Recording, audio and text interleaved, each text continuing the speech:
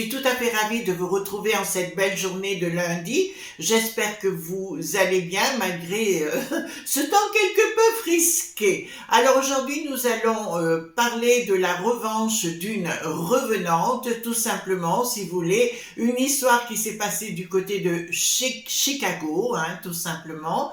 Voilà, donc le 21 février 1977 à 8h30 du matin, les pompiers d'Evanston, dans la banlieue de Chicago, reçurent un appel qui leur signalait que l'alarme incendie d'un grand immeuble venait de se déclencher.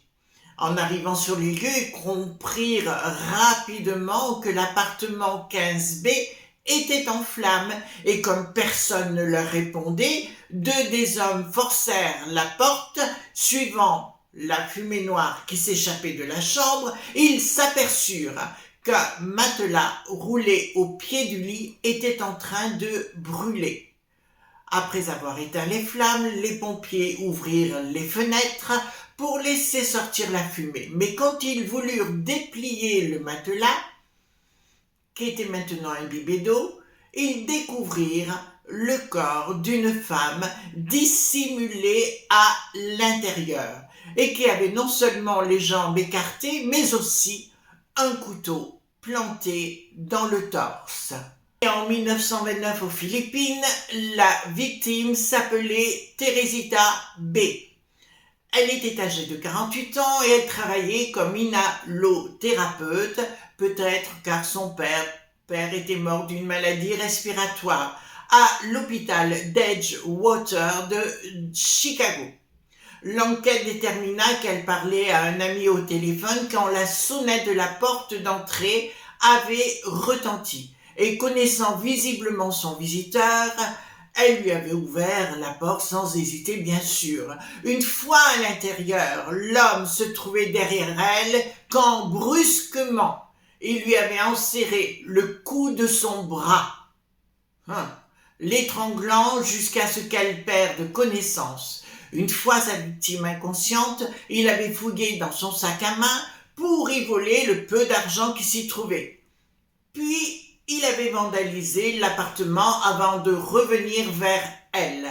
Après lui avoir enlevé tous ses vêtements, il avait pris un couteau de boucher dans la cuisine et il l'avait planté dans le torse avec une telle violence qu'il avait traversé le matelas.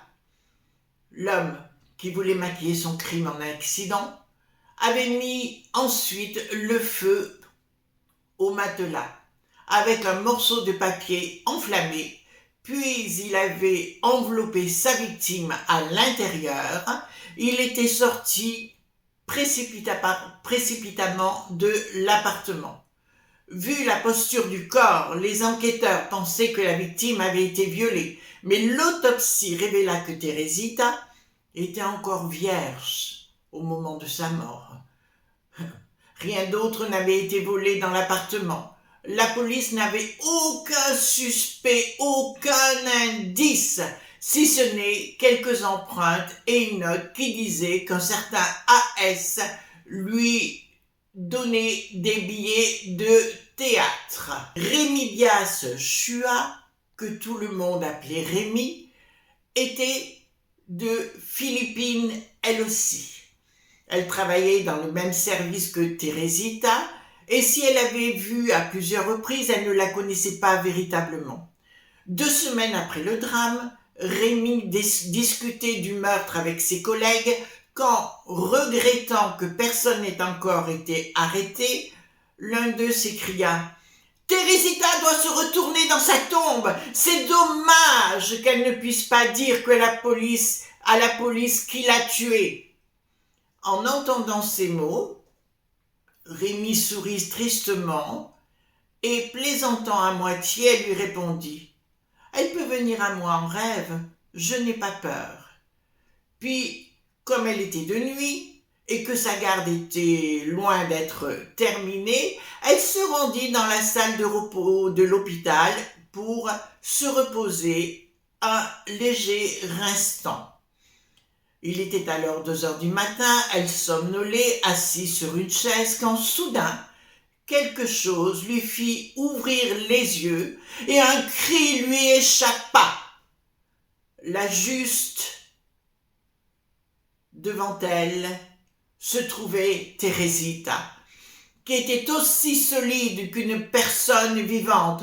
Un cri de surprise lui échappa et se levant précipitamment de son siège, Rémi sortit de la pièce sans plus attendre. Elle a eu la trouille, tout simplement. Au cours des semaines suivantes, certaines de ses camarades, à Rémi bien sûr, lui firent remarquer qu'elle ressemblait de plus en plus à Teresita et qu'elle se comportait comme elle. Le docteur Chua, son mari, José, nota lui aussi que Rémi semblait changer dans sa personnalité. Elle était habituellement ouverte et bonne vivante, et elle est en train de devenir enfermée et caractérielle, comme l'était la malheureuse Teresita. Vers la fin du mois de juillet, 5 mois après le meurtre, Rémi Chua était en train de travailler quand brusquement, apercevant Alan Showey, un garçon de salle, son cœur se mit à battre violemment et une inexplicable panique l'envahit. Alan était un grand homme noir musclé, aux manières les plus rassurantes, et il avait toute sa confiance, mais bizarrement, de le voir derrière elle, elle était terrifiée. Pendant qu'elle souffrait de fatigue nerveuse, Rémi demanda à rentrer chez elle, ce qui lui fit accorder. Cette nuit-là, elle se mit à parler pendant son sommeil. Son mari l'entendit, qui tenait des propos incompréhensibles. Elle semblait répéter « Hal, Hal, Hal ». Le lendemain matin, quand elle se réveilla, Rémi lui expliqua que dans son rêve, elle se trouvait dans une pièce remplie de fumée, mais qu'elle ne se souvenait de rien d'autre tout au long de la journée. Elle se rendit malade, tant et si bien qu'elle finit par appeler ses parents, leur demandant de venir la chercher à l'hôpital. Une fois de retour chez elle, la jeune femme prit un fort sédatif et après s'être glissée dans les draps, elle s'endormit aussitôt. Quelques heures plus tard, elle commença à balbutier quelques mots en espagnol, une langue qu'elle ne parlait même pas. Et brusquement inquiet, son mari s'agenouilla près du lit et lui demanda « Qui es-tu » Elle lui répondit « Je suis Teresita ». Il lui dit « Que veux-tu » Elle lui dit « Je veux de l'aide. Rien n'a été fait à propos de l'homme qui m'a tué. » Quelques minutes plus tard, Teresita disparut et Rémi redevint elle-même. Le surlendemain, la jeune femme ressentit une douleur dans la poitrine, puis une étrange lourdeur semblant l'écraser, comme si quelqu'un s'appuyait sur son corps. Comprenant ce qui lui arrivait, Rémi se tourna alors vers sa mère et lui demanda « Qu'est-ce que tu penses si je te dis que Thierry est revenu ?»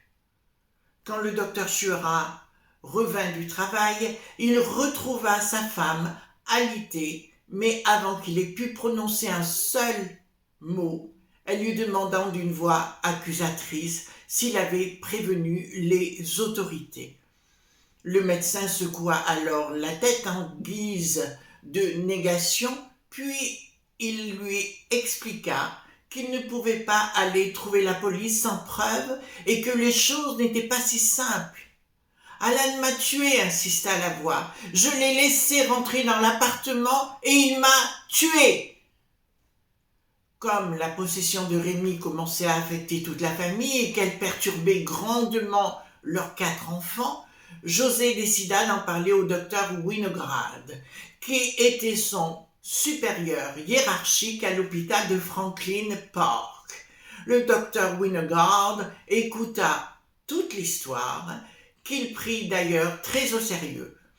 Mais pensant que la police aurait du mal à le croire, il lui conseilla d'écrire une lettre anonyme exposant les faits qui lui avaient été révélés.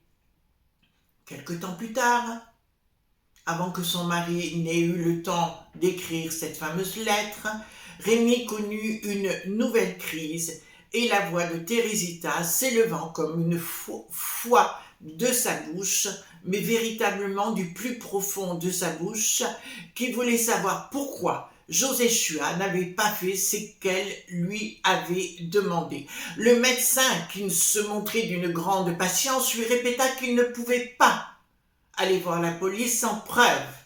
Mais Teresita avait dû réfléchir au problème car elle lui répondit « Docteur Chua, l'homme Alan Chowdhury m'a volé mes bijoux et les a donnés à sa petite amie.